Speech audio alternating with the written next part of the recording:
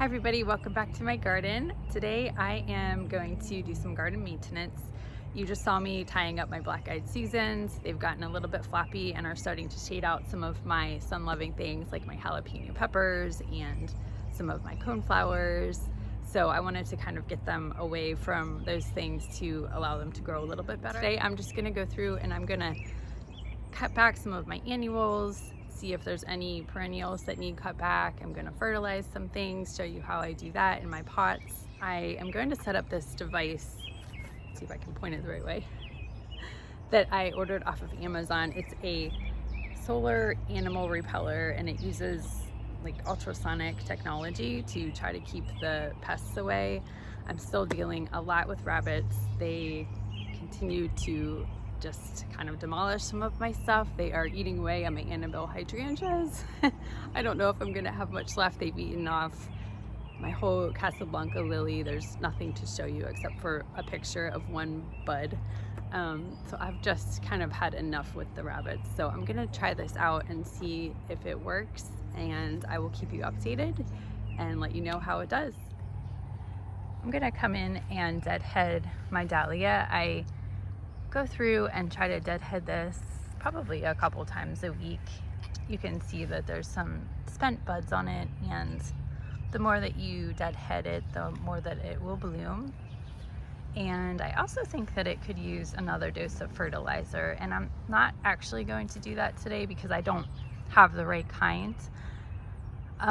The black cow compost is something that I've used in the past on things, and I have had really good luck with it.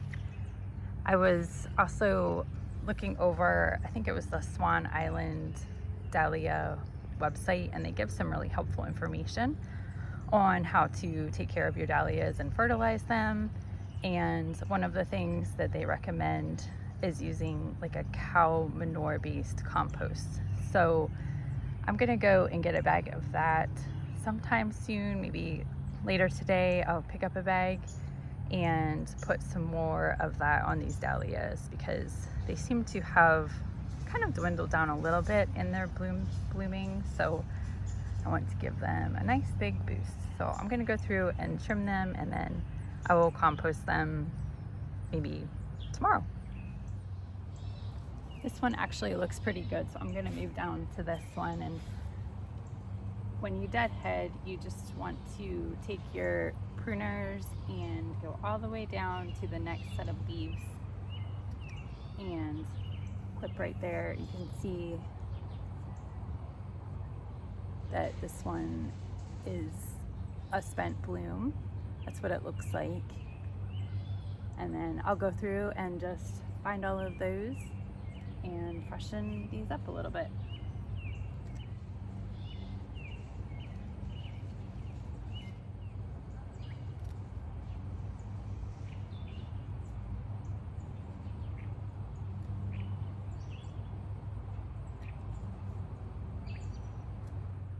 That didn't take long at all, and you can see all the new buds starting to come, getting ready to bloom. Lots and lots of buds on these. And this is the Mystic Illusion dahlia. I forgot to say that before.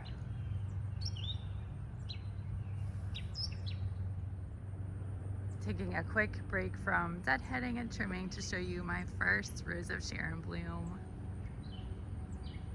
That is so pretty, and I'm so excited to see these bloom. I actually think that I'm done, that I don't have a ton of work to do in this border. I think everything is looking pretty good. I'll just go through and show you quick my black-eyed Susans a little bit better. You can see the string right down there that I tied around the base of them, and this is one of my jalapeno peppers, which I'm hoping that that will start doing a little bit better now that it has more sun. And my coneflower was getting crowded out, and my daisies, so hopefully they do better. And my elephant ear will enjoy more sun. So although I do like how they look kind of flopping over, I think everything else will benefit from them being tied up. Dahlias, my little lime hydrangea looking so pretty. And this coneflower is going to get a lot more sun. It'll be much happier. And I have my first raspberry ripple zinnia finally. That's cool. And hopefully this elephant ear gets a little bit bigger. I have a tiny little daisy that I transplanted last year that has not put on any buds this year. And this coneflower is looking a little sad. It's gotten eaten by the rabbits and not super big yet. And then I have another daisy tucked in there also that hasn't put on any flowers. Hopefully next year. And I'll probably have to thin these black-eyed Susans out a little bit to keep them under control. I don't want them completely taking over the garden, so everything's looking really pretty right now. All right, next I'm gonna show you how I deadhead my geranium.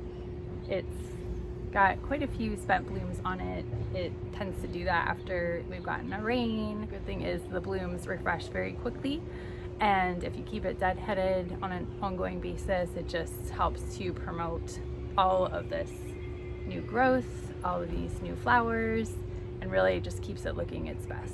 So I go through and I locate the, I don't know if you can see this, but the most like brownish looking blooms, the ones that are on their way out, and I go through and I cut way down at the base of that flower head. So way down to where it kind of meets that next set of leaves, and I just snip it off and keep going around, and this is what it looks like. You can see I cut off, you know, a good portion of that stem, and I'm just gonna go around and find all of these kind of brownish looking bloom heads and clean this up a little bit, get it looking its best.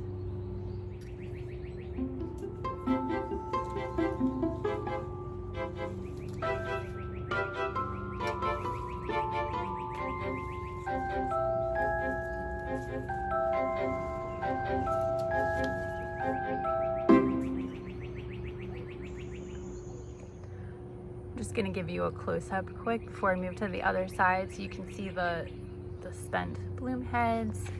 And what I do is take that all the way down. Sorry, I'm trying to find all the way down to the bottom where it kind of intersects with another set of leaves, and trim it all the way down there at the bottom.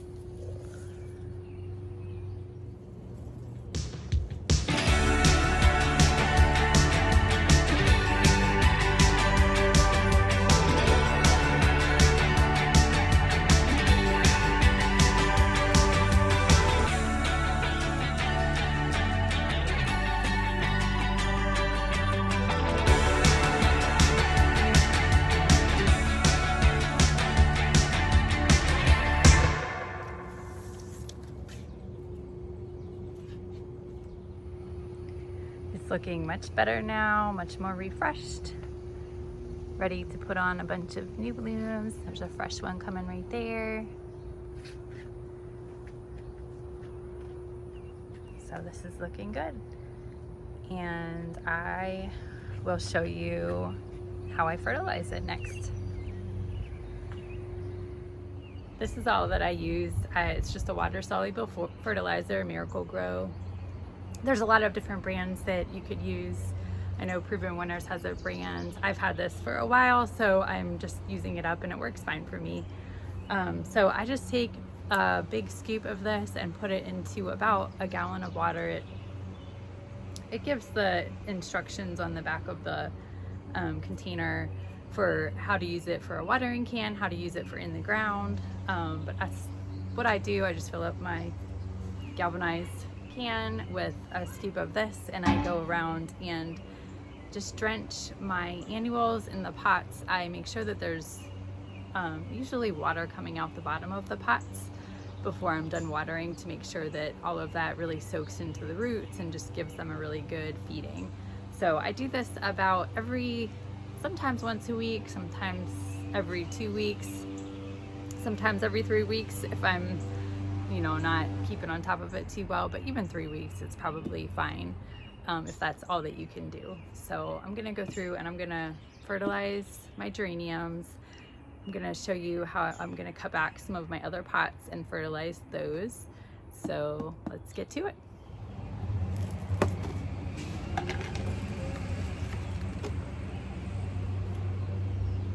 This is the big scoop that I use. And just put it in the can and fill it up with water.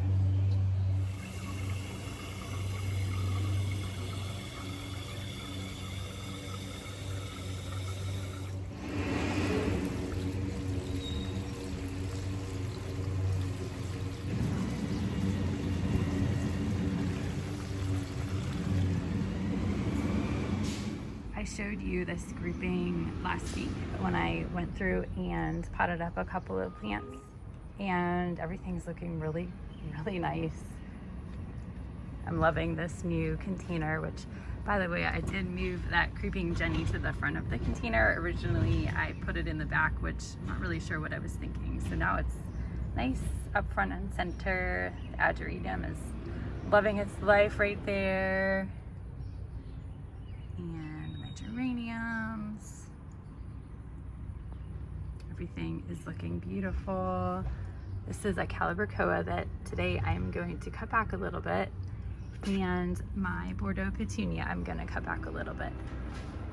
I already had cut them back once earlier in the season, and they're getting pretty long and leggy again, so I'm going to give them another haircut, and that should give them plenty of time to bloom again in the next couple of weeks, and they should be nice and fresh looking as we get into August and September. So it'll really just extend their life. I'm going to do the same thing to my geraniums as I did over on the other side, and for the Supertunia I think I'm going to cut it back by about a third. You can see that if I pull up on some of the pieces, you can really see just how tall and leggy it's gotten. So I don't want to cut it back too harshly because I'm afraid that they won't bounce back as well, especially we're about to get some 90-degree days. So I think I'm just going to try to go back and cut it by about a third, and the same with the Calibrachoa down here.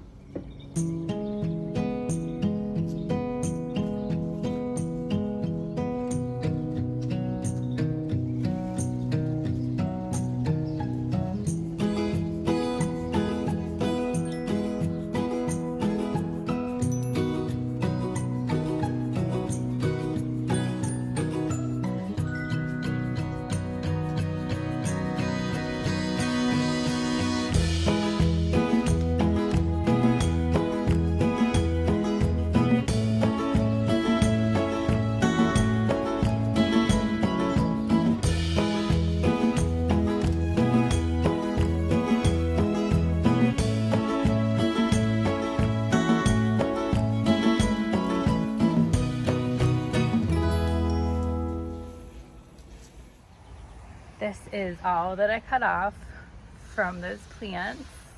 It kind of made me cringe a little bit, but I know that it will help to keep the plants nice and healthy and full all the way to the fall. So right now things are looking a little sparse with flowers, but I went in and trimmed everything up nicely, and hopefully within a couple weeks, everything will be bouncing back and looking even better than before. So I'm going to go and give them a nice dose of fertilizer to help that process to get going.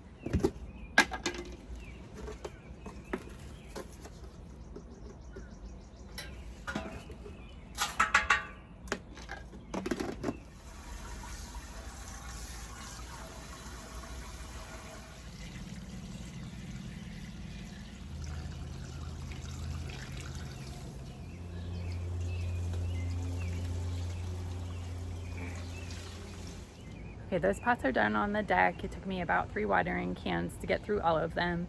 And I just wanted to bring you down here really quick to show you what else I'd be fertilizing and what doesn't need fertilizer. Some of my annuals don't seem to like a lot of fertilizer, so I'll tell you what I do with those, in particular the Impatiens and the Sun Patience. I am going to go ahead and give my boxwoods some fertilizer, some of the Miracle-Gro. They would probably prefer like a plant tone, a Spoma organic plant tone. I don't have any right now, but they're looking a little like yellow, so I'm just gonna go ahead and give them a shot of the Miracle-Gro as well to see if that gives them a little bit of a boost. And then I have a fern right back here. This is a Kimberly Queen fern that I'm also gonna go ahead and give some fertilizer. And I'm gonna just take you down here to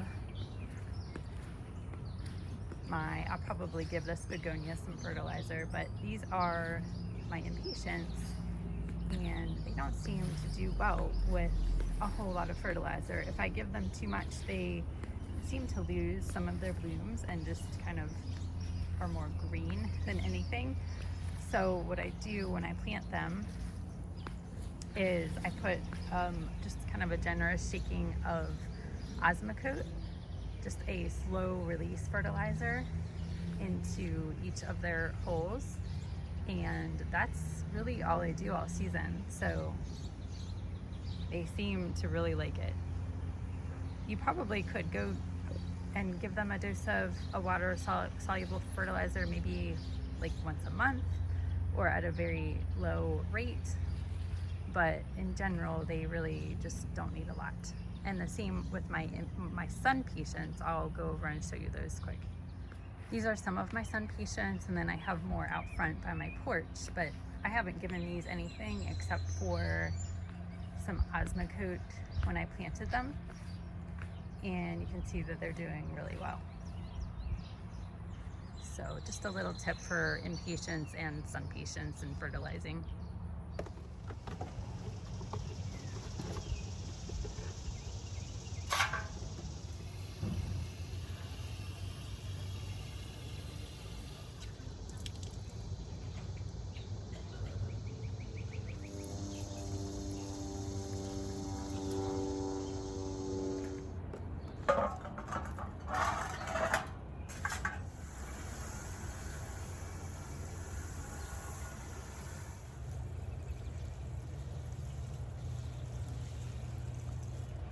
Got all of my fertilizing done back here that I want to do. I'll probably continue that out front with my pots and things out there. And now I'm going to set up this little rabbit device that I got from Amazon, and I think I'm going to stick it over here on the side of the house, like over on our long borders, because I have so many little seedlings over there and things that the rabbits keep getting. So I think that'll be a good place to try it out. I'm gonna open this up quick, see what it looks like inside.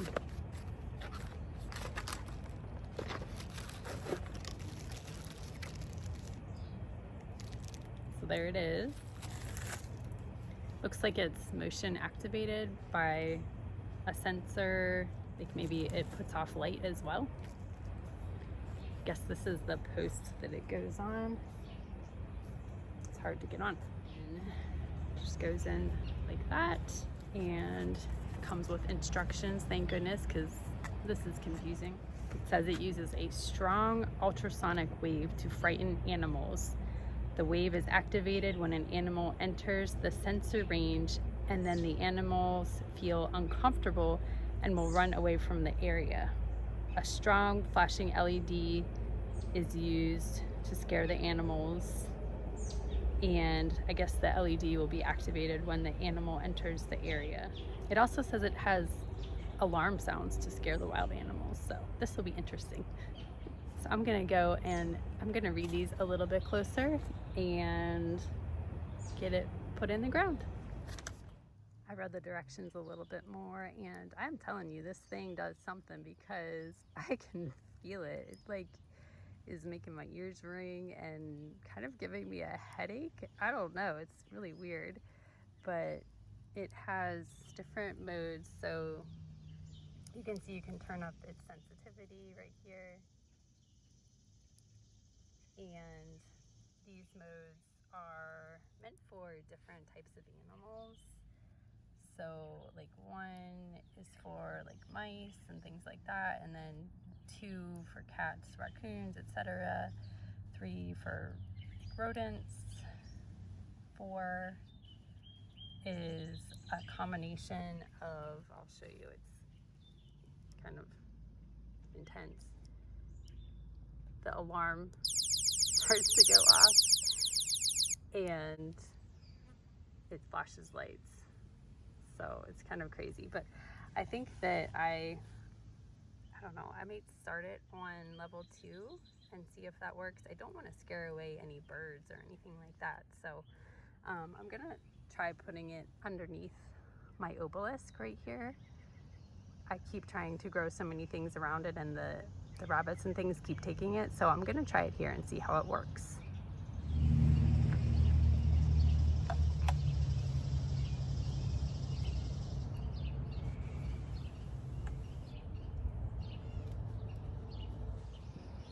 All right, let's give it a try and see if it works. I'm gonna try to plant more things around the obelisk and see how they do, and kind of monitor all of these zinnias to see if they're getting nibbled on some more, and hopefully I really hope that this helps. That about wraps up my morning. I hope that you enjoyed following me around and maybe learned something about fertilizing or trimming back plants. Thank you so much for joining me in my garden again. I really appreciate all of you. I hope that you guys have a great day, and I will see you next time. Bye.